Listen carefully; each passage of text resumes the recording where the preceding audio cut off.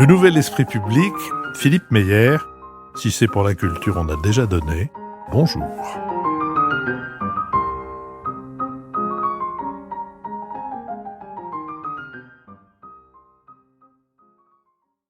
Bonjour, merci de nous avoir rejoints pour ce nouveau supplément, ce nouveau BADA. Si c'est pour la culture, donc, on a déjà donné, qui me donne l'occasion de recevoir Patrick Frémaux. Patrick Frémaux, bonjour. Bonjour. J'ai beaucoup de mal à vous présenter, en vous enfermant dans une seule activité. Donc, je pense que le plus simple, ça serait que vous nous dévidiez le fil de vos activités. Le fil historique, thématique. Le fil thématique pour commencer, puis historique, on y reviendra. Mais aujourd'hui, vous êtes à la fois galeriste, etc. Donc, j'étais producteur de spectacles au tout début, quand j'avais 17-18 ans. Donc, les tournées de Claude Bolling, Dick Annegarn, Salif Keita. Et puis, très rapidement, je me suis occupé du label Lalichère, qui était un petit label de disques. Et j'ai voulu créer une grande maison de disques patrimoniale en musique, une maison de disques qui soit capable de faire un travail scientifique de présentation de toutes les musiques qui n'étaient pas travaillées historiographiquement par les majors. Donc l'histoire du jazz, les musiques du monde, etc. J'ai vu après que pour le parler, il manquait beaucoup de choses. J'ai découvert que les discours du général de Gaulle n'étaient édités que par le label de Jean-Marie Le Pen, et que c'était quand même un trésor historique. Donc on a fait De Gaulle, Cocteau, et puis ça s'est développé, tout le patrimoine parlé, donc Albert Camus est chez nous, Marcel Pagnol, et puis le livre audio, et donc rapidement les sons de la nature, tout ce qui pouvait relever d'un intérêt scientifique, patrimonial, historique, et en simultané, pour être un vrai éditeur indépendant, nous avons acheté tous nos locaux de stockage, de gestion, de production, en créant une société immobilière. Cette société immobilière est ensuite devenue une sorte de foncière d'investissement dans le social, puisque nous rachetons des immeubles en centre-ville pour y faire des immeubles sociaux, de façon à créer du métissage entre des gens de différents revenus et CSP. Et puis la galerie d'art, ça a toujours été une passion pour l'art, donc elle a toujours vécu là avec plus de 13 000 œuvres acquises et plus de 10 000 vendues, et un bureau de commissaire-priseur qui fait l'expertise, qui est le maître Enora Alix Millon, avec des ventes à Drouot derrière. Et enfin, un tournant écologique depuis 2 ans, avec la création de la maison commune des transitionneurs à Joigny, l'acquisition d'un verger, 2 vignobles en Bourgueil, que je passe en éco-certification. Et donc toute une démarche à la fois philosophique, parce que nous éditons Pablo Servigne, on lance une collection avec Dominique Bourg. Parallèlement à ça, on est le numéro 1 des cours de philosophie dans le monde avec Frémaux et Frémaux Presse Universitaire de France, puisque nous faisons tous les cours de philosophie. Vous vendez les textes des cours de philosophie ou les enregistrements de philosophie, parce que par exemple vous avez il y a comment s'appelle-t-il, Ferry, je retrouve plus son prénom, Luc Ferry a enregistré chez vous un assez grand nombre de disques de philo, notamment sur Kant, qui est je sais pas si c'est un succès commercial, mais en tout cas c'est un grand succès, parce que tout le monde sait que c'est le traducteur de Kant, que Luc Ferry est le traducteur de Kant. Oui, il suffit pas d'être le traducteur de Kant pour savoir rendre attrayant. Je veux dire, on peut avoir avec Luc Ferry, c'est mon cas, des différences sur énormément de sujets, et notamment sur des sujets d'actualité. Mais en ce qui concerne Kant, il est un passeur tout à fait remarquable. Mais vous avez aussi édité des parleurs sur des sujets au moins aussi arides, qui n'ont pas, en tout cas peu répandus, qui n'ont pas tous été, j'imagine, aussi bien accueillis par le public. Comment ça varie pour ce qui est des cours de philosophie dont vous venez de parler, ou des disques de philosophie, l'accueil du public, donc le tirage, la vente, varie entre quel chiffre et quel chiffre? Ma plus mauvaise vente, ça doit être 200 sur une histoire des mathématiques, une épistémologie des mathématiques, d'après d'ailleurs beaucoup d'archives de France Culture. Je crois qu'on a vendu 500 ouvrages en 10-15 ans. Et la meilleure vente, c'est la contre-histoire de la philosophie de Michel Onfray, 1 200 000 disques, mieux que Star Academy. voilà, dont tout existe, et les ventes des presses universitaires de France sur les collections, la collection Histoire, Histoire de l'art, Histoire de la littérature, sont aussi très importantes, puisqu'en fait, on fait le cours qui existe sur CD, qui existe aussi sur Spotify, Deezer, Apple Book, et on fait le livre qui sort aux éditions Presse universitaire de France, qui est le même cours.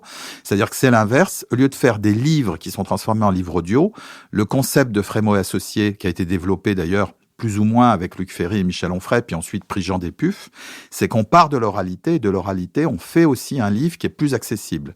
Et la collection Un cours particulier chez les Puffs est devenue en fait la collection de référence. C'était au début une collection grand public, mais c'est devenu une collection des savoirs tout court. Alors là, on est dans les livres parlés.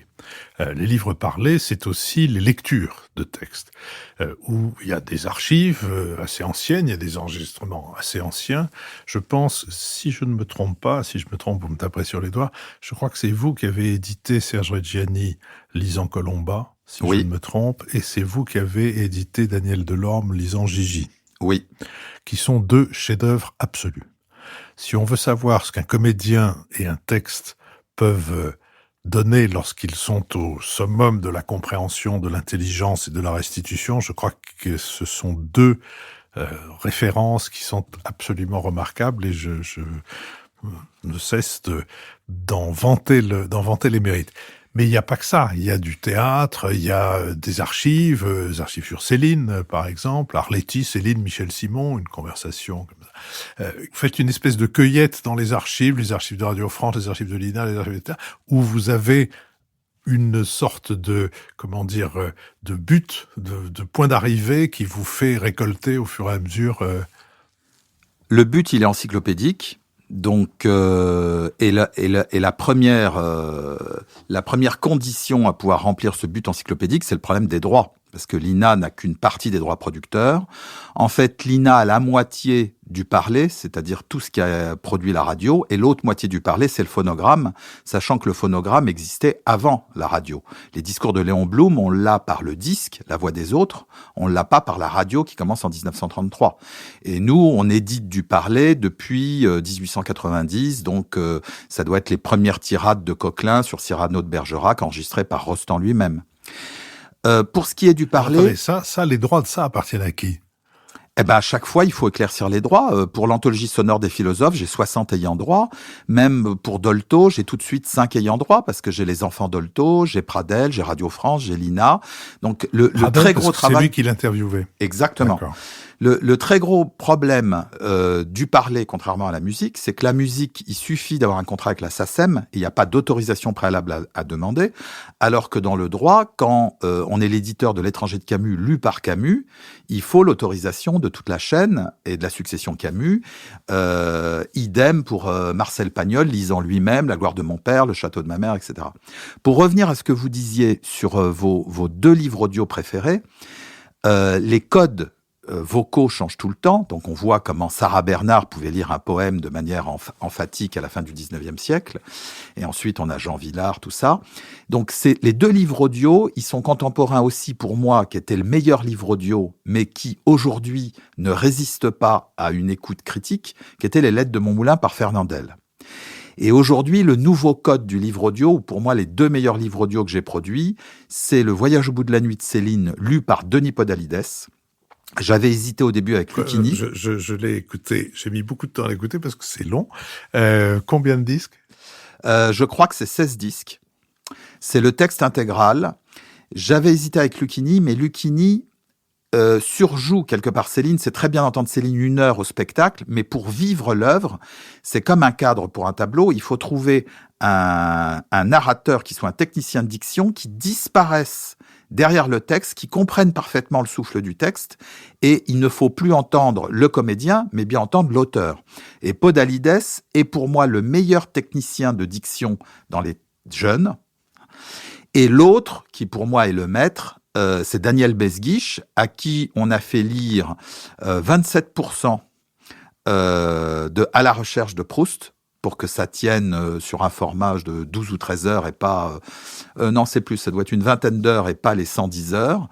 Et là, Mesguich, il a fait une analyse phrase par phrase du souffle, des points dominants de la phrase, des points de sens, etc. Et on arrive à une technique de diction, je dirais, théâtrale. C'est-à-dire c'est très loin de la lecture au maître des Américains. Là, on est dans l'interprétation du texte totale. Et donc, pour moi, c'est mes deux référents actuels. C'est curieux parce que je les trouve, l'un et l'autre, extrêmement différents.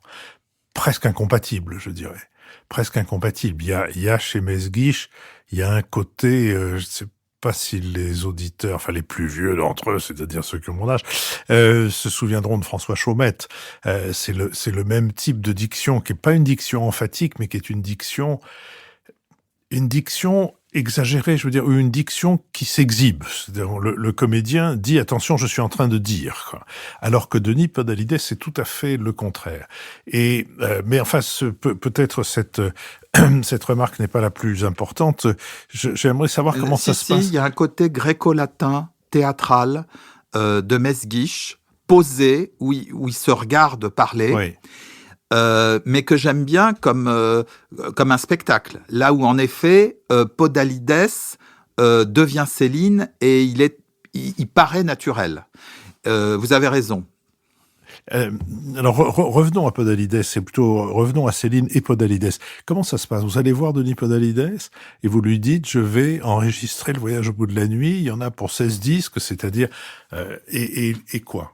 Est-ce que ça s'est passé comme ça d'abord, ou est-ce que vous vous connaissiez depuis longtemps, ou est-ce que c'est lui qui on va enregistrer 16 disques, vous annulez tous vos projets de livres, vos projets de films, vos projets de pièces de théâtre, vous ne faites que ça. Non, là Ça, c'est un peu difficile compte tenu de ce que ces projets ne sont pas que les siens, sont aussi ceux de la Comédie Française à laquelle il appartient et d'un certain nombre de producteurs. C'est une plaisanterie.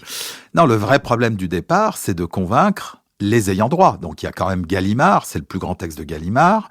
Il y avait à l'époque Madame Destouches, il y avait Jean Gibault, l'avocat tutélaire qui a défendu les intérêts de Céline. Et en fait, ma clé d'introduction sur Céline, ça a été les archives de Céline dont vous parliez précédemment, où Paul Chambrion avait enregistré lui-même Céline, Arletty et Michel Simon sur des extraits de Céline et des entretiens. Et il a réalisé pour moi, avant de décéder, une espèce de somme parfaite, qui est ce coffret Céline, qui a été une très très grosse vente, 30 ou 40 000 exemplaires vendus, et dont il m'a cédé les droits avant son décès. Ça a été ma clé d'entrée par rapport au monde de Céline, Jean Gibault, Madame Destouches, pour avoir cette autorisation. C'est François Gibault, un avocat. Oui. Voilà, pas Jean. J'ai dit, oui, vous avez dit Jean. Oui, Jean Gibault est le directeur de Deux Plein Vent, un label de musique classique que nous distribuons. Mais vous avez raison. Vous avez raison. Vous sauvez l'ego de deux personnes en même temps. Voilà. Mais pour continuer, vous avez donc vous avez cet enregistrement que j'ai en effet moi aussi écouté, qui est un enregistrement tout à fait étonnant, avec des lectures partielles de textes de Céline par Arletty et par Michel Simon, quelques moments d'une conversation entre les trois, Céline, Michel Simon et Arletty. Il faut imaginer le bruit que font leurs voix. C'est quand même trois voix qui sont extrêmement repérables mais comment est-ce que vous arrivez à Denis Podalides avec ça? Alors, pour chacun des textes, il faut trouver la voix qui va pas être trop redondante, qui va pouvoir incarner. Donc, c'est vrai que, par exemple, Duras sur Fanny Ardant, c'est une forme de redondance qui plaît ou qui plaît pas. Les Fables de La Fontaine sur Galabru, c'est un choix très typé. Et donc, pour les textes très très longs, il faut une voix qui puisse atteindre l'enjeu et le pari de la neutralité. C'est-à-dire d'être le texte et non plus de jouer le texte. Est-ce qu'il y a des comédiens qui n'y ont pas réussi? Oui. Nous avons beaucoup jeté. Nous avons enregistré des comédiens célèbres et nous avons jeté leurs enregistrements parce que ce n'était pas bon. Parce qu'un grand comédien n'est pas forcément un grand technicien de diction et il peut ne pas rentrer dans le texte. Ouais. Et quand vous trouvez un technicien de diction, si ça arrive, qui n'est pas fameux, qui n'est pas un grand comédien, quand je dis pas fameux, je veux dire qu'il n'est pas célèbre, vous arrivez quand même à pousser le disque jusqu'au public? La particularité de Frémaux Associés, ça a été vraiment de développer le livre audio. Quand on a pris le livre audio, il y avait 40 librairies qui vendaient des livres audio en France. Aujourd'hui, il y a 2500 comptes de libraires mouvementés. Donc, pour ce faire, on a soit sorti des archives de gens célèbres dont on a éclairci les droits, soit enregistré des textes avec des comédiens qui étaient déjà connus du grand public. On n'a pas fait un travail de défrichage de jeunes comédiens comme le fait plus Gallimard ou Audible. Parce qu'il y a combien d'autres distributeurs, producteurs et distributeurs de livres lus? Il y a Gallimard, il y en a, j'en connais un autre. Il y a Audiolib, Hachette. Absolument, ce qui est Hachette, et... Il y a Lizzy qui vient de rentrer sur le marché, et il y a Audible, la filiale d'Amazon, qui est le premier distributeur numérique et qui produit aussi. Mais vous produisez des CD? Je produis des CD, mais aussi... tous ces CD existent en téléchargement sur toutes les plateformes. D'accord. Et pour les presses universitaires de France, sont transcrits en livres aux éditions des PUF.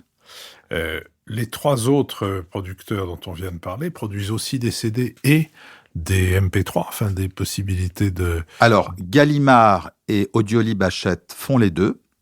Audible ne fait que le numérique, mais dans certains cas, nous confie l'exploitation physique de grands textes. Nous sommes les seuls à être aussi dynamiques en librairie.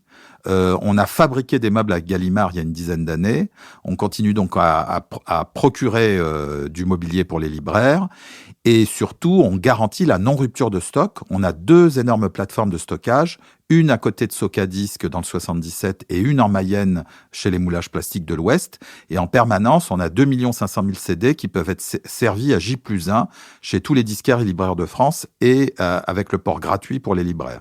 Et alors, je suis étonné qu'il y ait encore un marché du CD, étonné et ravi, mais je prends un exemple tout bête, mais moi j'écoute beaucoup de textes lus en voiture, mais je ne conduis pas à Paris, je n'ai pas de voiture à Paris, j'ai une voiture en province, dans l'Aveyron, où je suis, où tous les trajets sont en général au moins de 3/4 d'heure, quels que soient les 2 points qu'on essaye de rejoindre, et donc je m'en réjouis beaucoup, parce que ça me permet d'écouter aussi bien des enregistrements de textes que des enregistrements de cours, etc. Sauf que ma voiture est assez ancienne pour avoir un lecteur de CD, mais si je rachetais le même modèle aujourd'hui, il n'y a plus de lecteur de CD dans les voitures. Et est-ce que c'est quelque chose dont les conséquences sont arrivées jusqu'à vous? Alors, il n'y a plus de lecteur CD dans les voitures, il n'y a plus de lecteur CD dans les ordinateurs, il n'y a plus de lecteur CD dans les mini-Shanifi. Claude Colombini, qui dirige la librairie sonore et qui dirige à la fois et les presses universitaires de France et les coéditions des Belles Lettres et de la Grande Mosquée de Paris, m'a demandé de trouver une solution et je suis en train de relancer, nous commençons à commercialiser là depuis un mois, la fabrication de lecteurs CD en Chine, et nous vendons à nos clients, en vente par correspondance, un combo qui permet d'écouter les livres audio, et on va même lancer un 2e appareil encore plus performant qui pourra lire les CD MP3 d'ici à peu près un mois. Donc, on se substitue. Dans l'histoire du disque, Philips, Sony, c'était des gens qui vendaient de l'hi-fi et qui faisaient des disques pour justifier qu'on achète l'hi-fi. Et là, c'est l'inverse. Nous faisons des disques et on est en train de refabriquer des appareils pour que ces disques puissent être écoutés. Et surtout que les gens qui ont une collection de 50, 100, 200, 300 disques puissent continuer à écouter avec une qualité qui est quand même supérieure à celle du streaming. Et surtout, pas un problème de bande passante, parce que le nombre de fois où on est quand même coupé dans son écoute pour des raisons matérielles, le CD, il garantit quand même d'avoir le support chez soi. Alors, je reviens à l'enregistrement de textes ou de pièces de théâtre. Non, vous faites pas l'enregistrement de pièces de théâtre. Vous reprenez des enregistrements de pièces de théâtre qui ont déjà été faits. Par contre, vous produisez des enregistrements de textes. Il y a un nombre par année que vous vous fixez pour ces textes ou On produit, Frémaux sort un peu moins de 100 ouvrages par an, la moitié en musique, la moitié en parlé, et cela depuis 30 ans. Donc, il y a à peu près 2500 titres au catalogue. En fait, on est sur un rythme, tous les 4 jours, il y a une nouveauté depuis 30 ans. Vous avez quel type de rémunération pour les comédiens qui lisent les textes? Alors, ils ont le salaire qui est prévu par la convention CCNEP, qui est la Convention nationale collective de l'édition phonographique. ils ont, lorsqu'ils créent le texte, une avance sur droit d'auteur. Donc, par exemple, un professeur d'université qui va faire un cours sur Caligula. Et ils ont ensuite une royalty interprète, qui est la royalty interprète plutôt forte du monde du disque, puisqu'en fait, toute la complexité du livre audio, ça réunit le code de propriété intellectuelle pour le droit d'auteur du livre et le code de propriété intellectuelle du droit voisin des artistes et du droit d'interprète. Donc, on est obligé de cumuler ces deux droits-là, et donc la personne, le comédien, va avoir son droit voisin d'interprète, qui est une royalty calculée sur toutes les ventes, aussi bien en numérique qu'en physique. D'accord. Alors, au fond, si j'ai bien compris, une partie très importante de votre travail consiste à obtenir les droits des textes que vous diffusez. Et il m'est arrivé une fois d'avoir à faire ce travail, où il y avait un très grand nombre d'héritiers et une héritière qui, sans aucune hostilité à l'égard du projet, mais par pure hostilité à l'égard de l'un de ses frères qui était héritier comme elle, a réussi à faire traîner les choses pendant 1 an et demi. J'imagine que ça vous arrive aussi. Vous êtes combien à vous occuper de ces questions-là ? Alors, à l'heure actuelle, je pense que ça prend au réel un mi-temps ou un tiers-temps. Vous avez entièrement raison. Le problème du droit français, c'est que énormément de successions. Nous, on a eu le problème avec Sacha Guitry, où on avait 10 heures d'enregistrement inédit. Et c'est une très, très, très lointaine. C'était quelqu'un qui n'avait pas réellement de rapport avec la famille et qui s'est retrouvé avec le droit moral, à empêcher que l'enregistrement puisse avoir lieu. Et à un moment, Pierre Berger, qui représentait les droits de Cocteau, me disait il faudrait faire un procès pour, une bonne fois pour toutes, démontrer qu'à certains moments, les gens qui ont le droit moral n'ont pas le charisme ni la compréhension intellectuelle, affective et patrimoniale d'un devoir qu'ils ont avant tout et non pas d'un droit, et qui ne peuvent pas empêcher la diffusion d'enregistrements dont on aurait pu penser que l'auteur aurait été d'accord pour que ce soit publié. Je ne parle pas des choses intimes. Donc en fait, moi je dois dire que dans la majorité des cas, nous arrivons à convaincre, mais même les maisons d'édition, elles mettent toujours 6 mois ou 1 an à répondre. Il faut les relancer, alors qu'on a l'accord de leurs auteurs. Souvent les auteurs sont même parfois les interprètes. Donc oui, c'est un travail qui est compliqué. Et c'est pour ça que nous sommes l'éditeur de plus de la moitié de nos enregistrements. Le fait de produire nos propres cours, c'est qu'en fait, avec l'auteur, nous sommes directement l'éditeur. Et ça permet d'avoir une durée de vie de l'œuvre bien plus longue et de pouvoir faire un vrai travail de développement du parler, dont vous faites partie, parce que vous êtes quand même avec l'esprit public. Le nouvel esprit public. Non, mais je parle de l'esprit public sur France canal Culture. Historique, oui.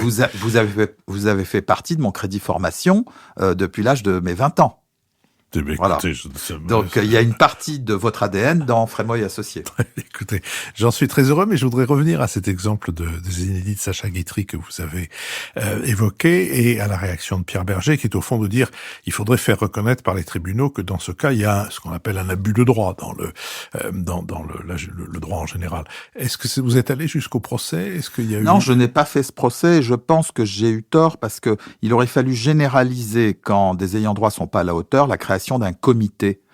Mais si on met dans un comité un représentant du ministère de la Culture, un représentant de la succession, etc., c'est très lourd pour quelque chose. Faut savoir que les ayants droit ont un travail énorme. Catherine Camus sur Camus, elle doit tous les jours répondre pour des pièces de théâtre. Oui, voilà. Donc c'est une vraie responsabilité. Et souvent, quand des ayants droit choisissent un avocat pour les représenter, j'en suis très heureux parce que tout devient professionnel, technique, rapide, et je dirais suit le vrai but et non pas des affaires de famille qui viennent souvent polluer la responsabilité. Oui. Encore faut-il que tous les héritiers se mettent d'accord pour désigner un seul avocat. Parce que, est-ce qu'il fallait un comité pour cette histoire de Sacha Guitry? Est-ce qu'il vaut pas mieux une jurisprudence? Une jurisprudence qu'au bout d'un moment, on dit, oui, vous avez un droit, mais on ne peut pas abuser d'un droit, et que donc, votre devoir, comme Berger vous le faisait remarquer, est de faire vivre l'œuvre de votre... et je sais que Bertrand Tavernier s'est heurté à ce même problème quand il a fait le voyage à travers le cinéma français, qu'il a eu, lui et son producteur, Frédéric Bourboulon, qu'ils ont eu beaucoup de de travail sur ce plan-là. Patrick Frémaux, je vous propose que cette première partie d'entretien s'arrête là et que nous nous retrouvions pour une deuxième partie autour d'autres sujets, notamment du sujet de la musique, qui est, comme vous l'avez dit, votre point de départ dans la vie de producteur et qui est aussi très importante dans votre catalogue. Donc Patrick Frémaux, je vous remercie et donc au prochain.